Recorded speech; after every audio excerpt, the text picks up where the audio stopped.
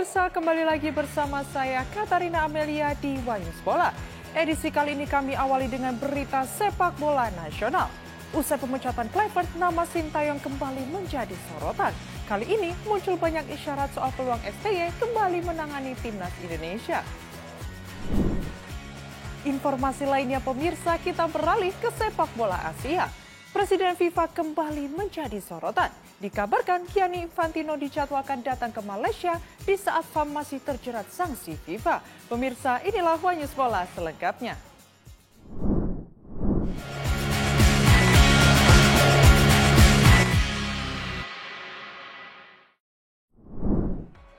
Nama Sintayong kembali menjadi perbincangan hangat di kalangan pecinta sepak bola tanah air. Dukungan mengalir dari berbagai pihak, termasuk sinyal yang menunjukkan pemulihan hubungan di antara Ketua Umum PSSI dengan STY melalui interaksi di media sosial.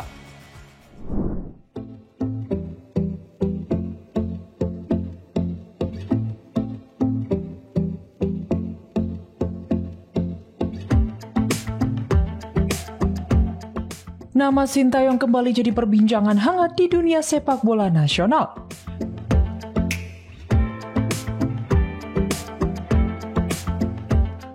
Banyak publik Indonesia menilai bahwa kursi pelatih timnas Indonesia memang pantas diisi kembali oleh pelatih asal Korea Selatan tersebut.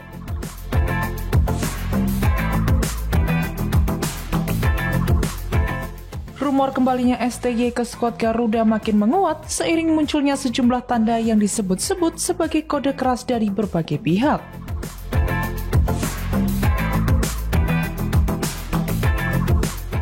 Setidaknya ada 3 sinyal besar yang memperlihatkan peluang kembalinya Sintayong ke timnas Indonesia.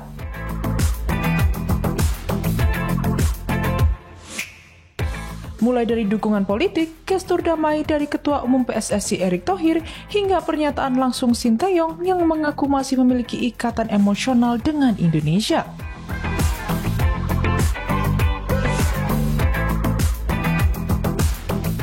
Salah satu dukungan datang dari anggota Komisi 10 DPR RI, Habib Syarif Muhammad, yang secara terbuka menyebut Sin sebagai sosok paling tepat untuk mengembalikan kejayaan timnas.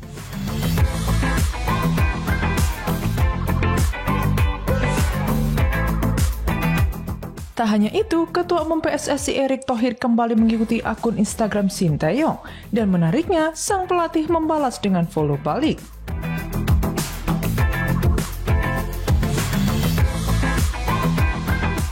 Sekilas sederhana, namun bagi pecinta sepak bola tanah air, hal ini dianggap sebagai tanda damai usai hubungan keduanya sempat membeku.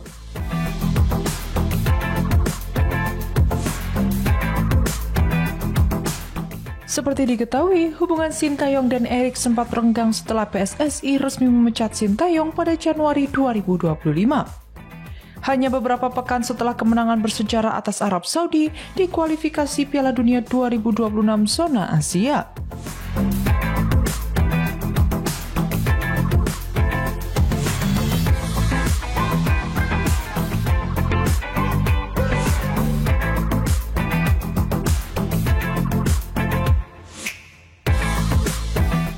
Sebelum dipecat, Sintayong sudah menangani timnas Indonesia sejak Desember 2019 dan sukses membawa skuad Garuda menembus berbagai pencapaian bersejarah, termasuk final Piala AFF, Piala Asia 2023, hingga babak keempat kualifikasi Piala Dunia 2026, pencapaian tertinggi dalam sejarah sepak bola nasional.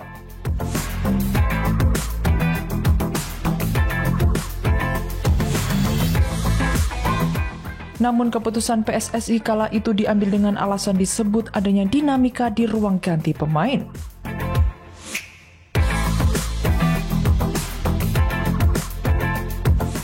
Erick Thohir kemudian menunjuk Patrick Kluivert sebagai pengganti Sintayong.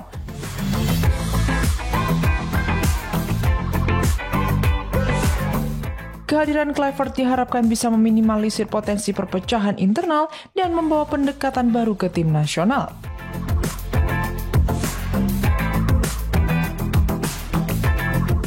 Timnas Indonesia justru tumbang beruntun dari Arab Saudi dan Irak di ronde keempat kualifikasi Piala Dunia 2026. Membuat Garuda harus mengubur mimpi tampil di panggung dunia.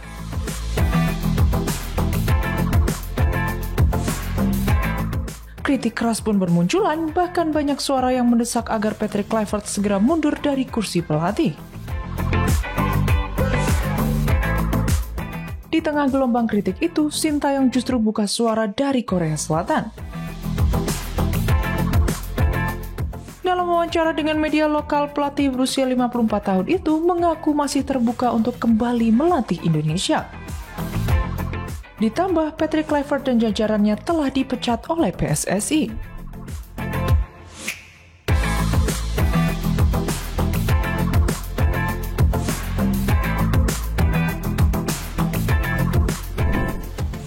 Mantan pelatih Timnas Indonesia Sintayong akhirnya angkat suara terkait gagalnya skuad Garuda di kualifikasi Piala Dunia 2026. Menurutnya dua faktor menjadi biang kegagalan, di samping performa tim yang sebenarnya sudah menunjukkan kemajuan signifikan.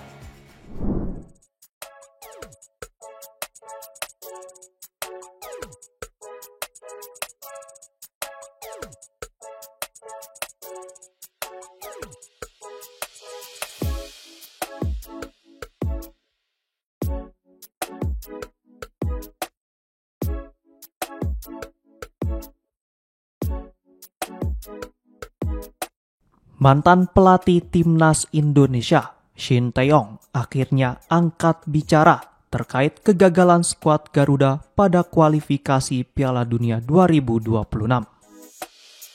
Pelatih berusia 54 tahun itu menilai ada dua faktor utama yang menjadi penyebab Indonesia tersingkir, yakni tumpulnya lini depan serta kegagalan memaksimalkan peluang emas.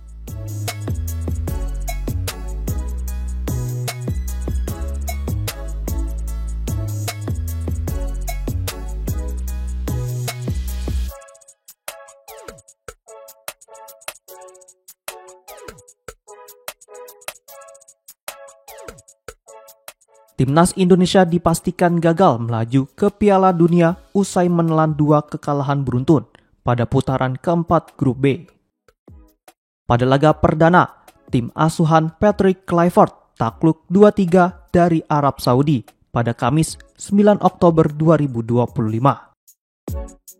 Kekalahan kembali terjadi saat menghadapi Irak Minggu 12 Oktober 2025 dini hari waktu Indonesia bagian Barat dengan skor 0-1. Sintayong menilai performa Garuda sebenarnya mengalami peningkatan dibanding beberapa tahun sebelumnya, terutama dengan hadirnya pemain seperti Ole Romeni dan sejumlah talenta baru. Namun dirinya menegaskan bahwa sektor serangan masih menjadi persoalan terbesar.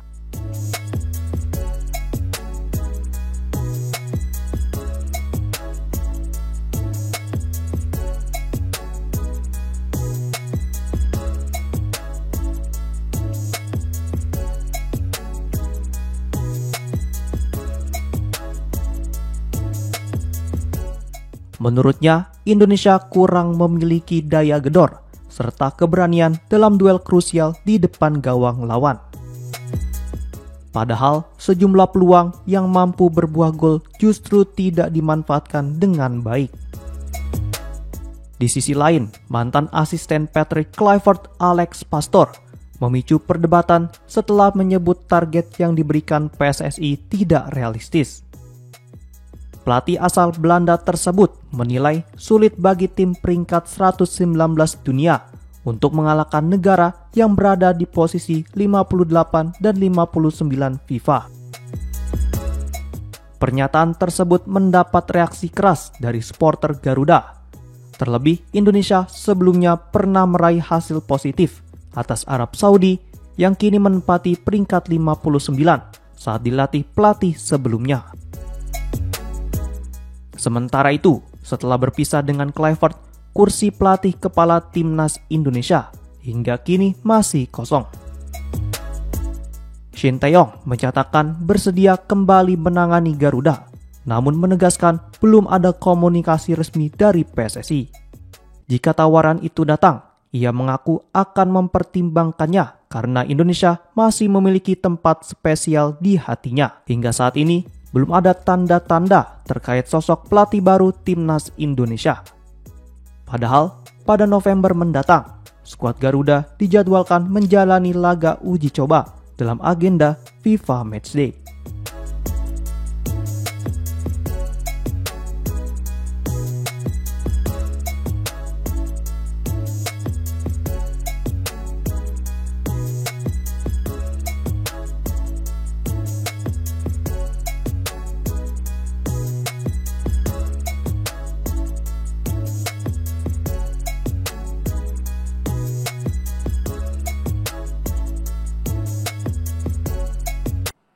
Kelompok supporter timnas Indonesia La Grande Indonesia meluapkan amarah terhadap Alex Pastoor usai pernyataannya yang dinilai merendahkan tim Garuda. Mantan asisten Patrick Kluivert tersebut menyatakan bahwa sulit bagi negara yang berada di peringkat 119 FIFA untuk lolos ke Piala Dunia 2026.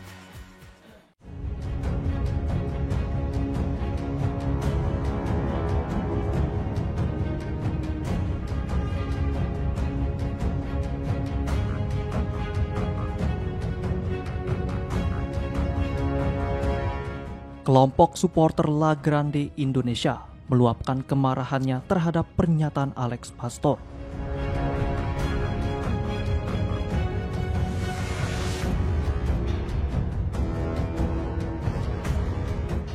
Mereka bahkan menyebut mantan asisten pelatih timnas Indonesia itu sebagai pengecut.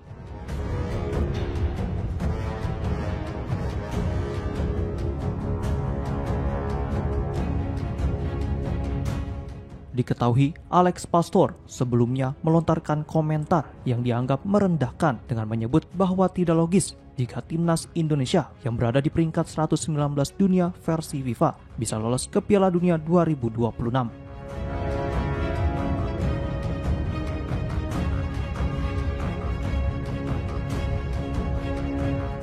Pernyataan itu muncul usai 2 kekalahan beruntun Garuda pada ronde keempat kualifikasi Piala Dunia 2026.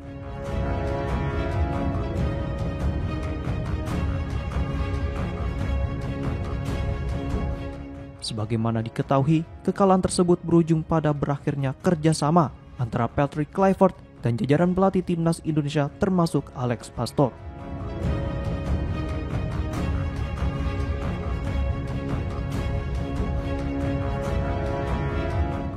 Pernyataan Pastoor pun memicu reaksi keras dari para pendukung Garuda.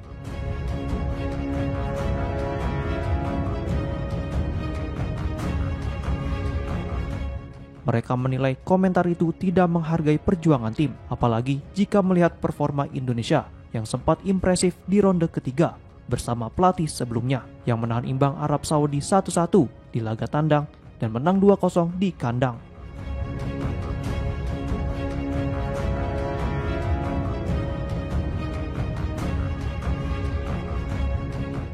Kemarahan supporter semakin membesar setelah insiden di Stadion King Abdullah Sport City, Jeddah.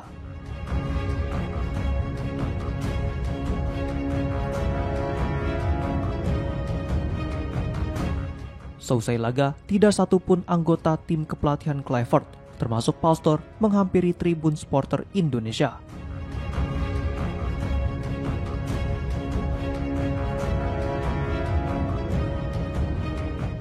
Mereka hanya berdiri di area bangku cadangan, berbeda dengan para pemain seperti Jay Idzes, Tom Haye, dan Calvin Verdong yang mendatangi penonton untuk meminta maaf.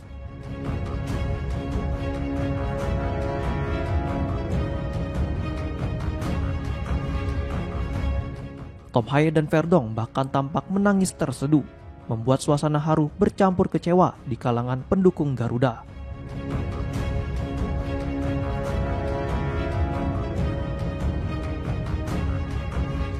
Kini, setelah pemecatan Kluivert dan stafnya, kursi pelatih kepala timnas Indonesia kembali kosong.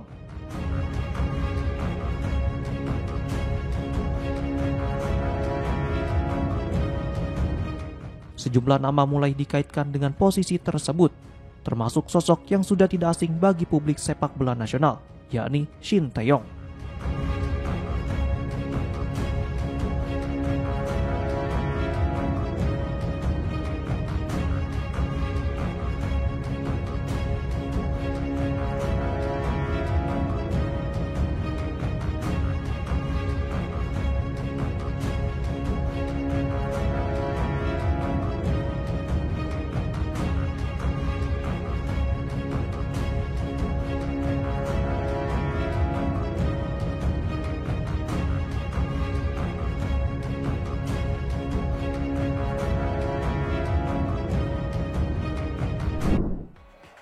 Gelandang muda Indonesia Marcelino Ferdinand kembali harus menahan hasrat tampil bersama AS Trenčín.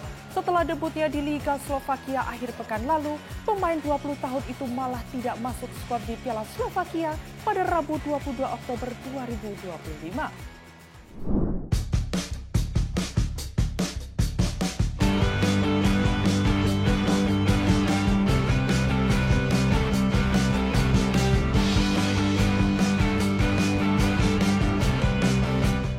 Marcelino Ferdinand tampaknya masih harus bersabar untuk menjalani penampilan keduanya bersama AS Trenčín.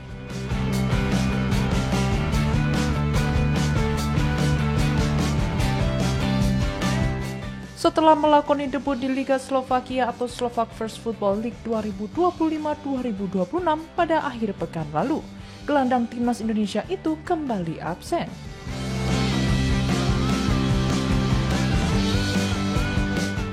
Nama Marcelino tidak tercantum dalam skuad AS Trenčín saat menghadapi Malzenis pada putaran keempat Piala Slovakia 2025-2026 pada Rabu 22 Oktober 2025. Dalam laga tersebut AS Trenčín berhasil meraih kemenangan 3-1 di markas Malzenis dan melaju ke babak berikutnya.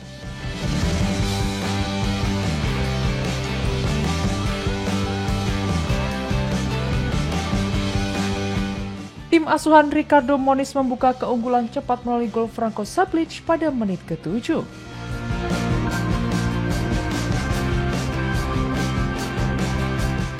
Malzenis sempat menyamakan skor lewat aksi Boris Druga di menit ke-62.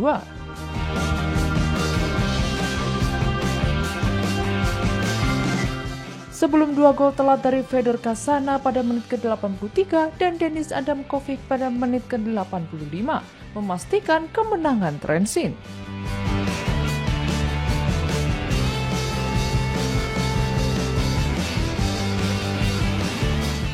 Sejatinya pertandingan ini bisa menjadi momentum bagi Marcelino untuk membangun chemistry bersama rekan setim barunya.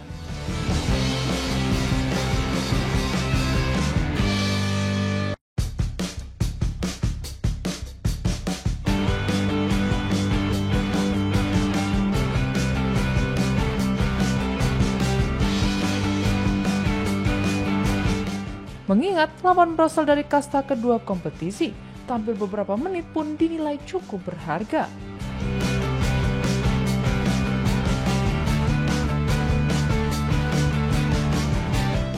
Namun tidak diketahui alasan pelatih Ricardo Moniz tidak memasukkannya ke daftar pemain, bahkan sebagai cadangan sekalipun.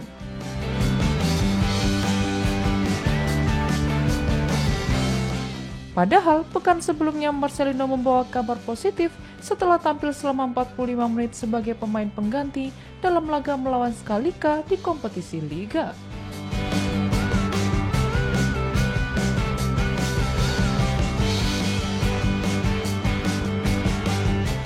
Ia tampil cukup baik dan sempat memperoleh peluang emas, meski belum mampu dikonversi menjadi gol.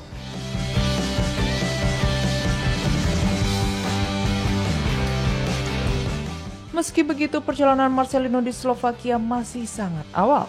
Konsistensi dalam pelatihan menjadi hal penting dan kesempatan bermain diyakini akan datang seiring waktu.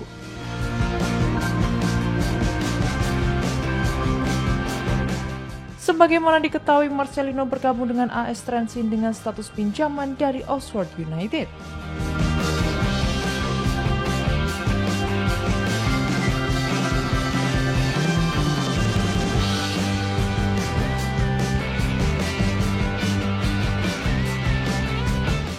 Dirinya diharapkan memperoleh pengalaman berharga sekaligus menambah menit bermain selama masa peminjaman tersebut.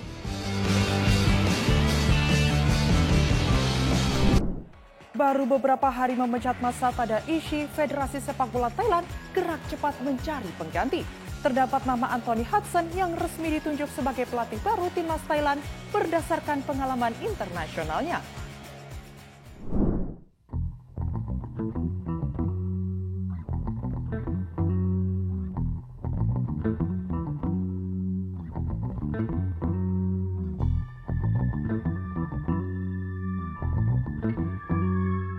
Saat PSSI masih berlarut-larut dalam mencari pelatih baru untuk timnas Indonesia, Asosiasi Sepak Bola Thailand justru bergerak cepat. Federasi Sepak Bola Negeri Gajah Putih itu resmi menunjuk Anthony Usson sebagai pelatih baru timnas Thailand pada Rabu 22 Oktober 2025 malam waktu Indonesia bagian Barat. Kabar tersebut disampaikan melalui akun resmi Instagram @theasianfootball yang mengutip pernyataan langsung dari Presiden FAT, Madam Pang. Dalam keterangan resminya, Madam Pang menyebut bahwa pelatih asal Inggris itu akan menjabat sebagai pelatih sementara timnas Thailand. Keputusan diambil setelah adanya evaluasi internal dan dinamika di tubuh federasi. Sebelumnya, FAT baru saja memecat pelatih asal Jepang Masadata Ishii pada Selasa 21 Oktober 2025. Pemecatan tersebut disebut terjadi karena perbedaan visi dan arah pengembangan tim antara Ishii dan pihak federasi. Anthony Usson sendiri bukan sosok asing di dunia sepak bola Thailand. Ia saat ini juga menjabat sebagai Direktur Teknik FAT serta memiliki rekam jejak internasional yang cukup mentereng.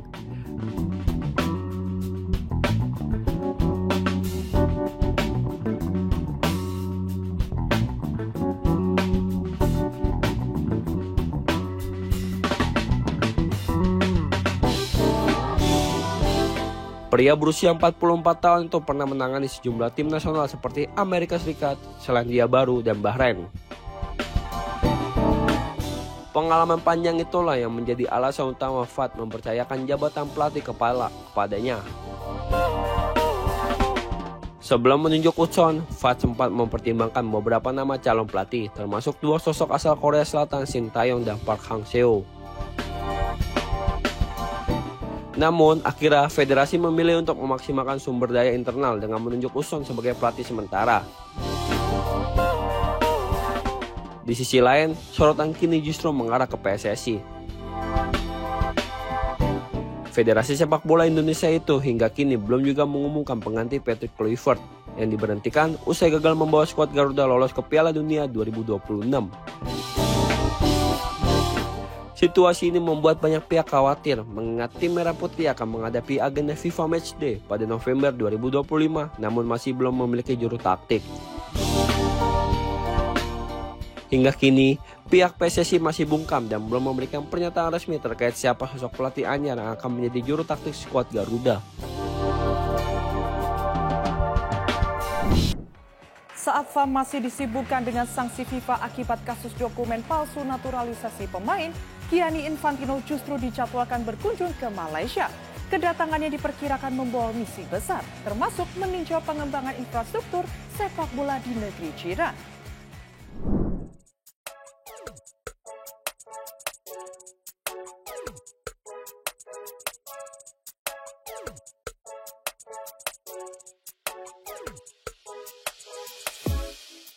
Di tengah kasus hukum yang menimpa Asosiasi Sepak Bola Malaysia atau FAM, Presiden FIFA Gianni Infantino dilaporkan akan melakukan kunjungan resmi ke Malaysia.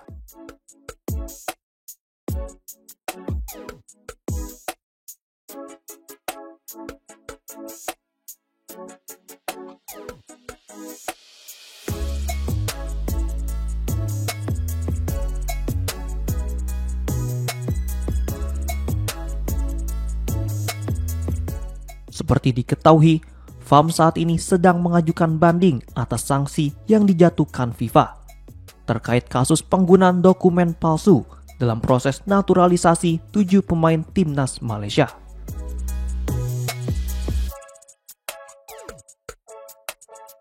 Dalam keputusan sebelumnya, FIFA menjatuhkan denda sebesar 350.000 franc Swiss atau sekitar 7,3 miliar rupiah kepada FAM. Sementara itu, ketujuh pemain yang terlibat yakni Facundo Garces, John Irazabal, Gabriel Palmero, Rodrigo Holgado, Emmanuel Machuca, Hector Hevel, dan Joao Figueiredo masing-masing dijatuhi denda 2.000 franc Swiss, serta larangan bermain selama 12 bulan. Kemudian, di tengah proses banding dan penyelidikan internal, Wakil Presiden FAM Siva Sundaram mengungkapkan bahwa Sekretaris Jenderal FAM Datuk Nur Azman Rahman telah diskors. Sebagai langkah perbaikan, FAM akan membentuk komite khusus untuk menangani proses naturalisasi agar kejadian serupa tidak terulang.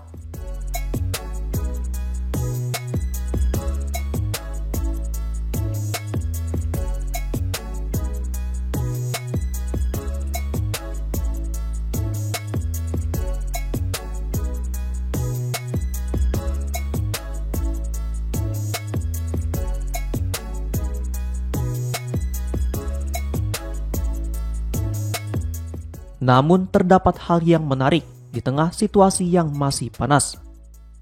Presiden FIFA Gianni Infantino justru dijadwalkan berkunjung ke Malaysia.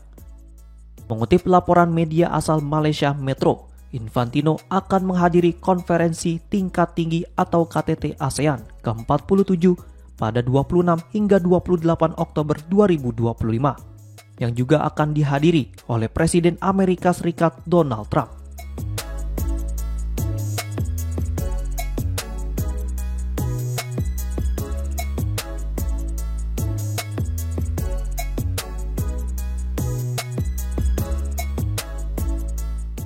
Selain menghadiri KTT, Infantino dijadwalkan menyaksikan penandatanganan perjanjian pengembangan sepak bola ASEAN yang dianggap sebagai langkah penting memperkuat ekosistem sepak bola di Asia Tenggara.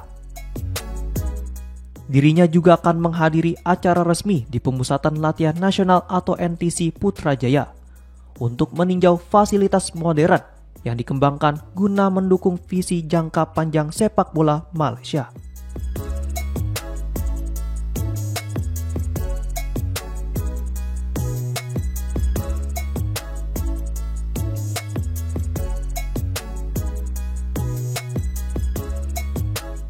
Agenda Infantino di Malaysia terbilang padat. Dirinya juga akan mengunjungi program Football for Schools di Kelana Jaya yang bertujuan meningkatkan partisipasi siswa dalam sepak bola melalui pendekatan pendidikan dan komunitas. Kunjungan ini diyakini akan meningkatkan citra sepak bola Malaysia di mata dunia serta memperkuat hubungan strategis antara FAM dan FIFA, terutama dalam bidang pengembangan infrastruktur, pelatihan, dan program komunitas.